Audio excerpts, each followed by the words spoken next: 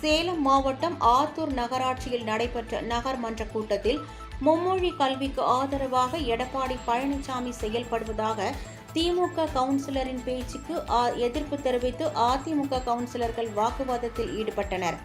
அப்போது நகர்மன்ற தலைவர் நிர்மலா பபிதா அனைத்து தீர்மானங்களும் நிறைவேற்றப்பட்டதாக அறிவித்தார்.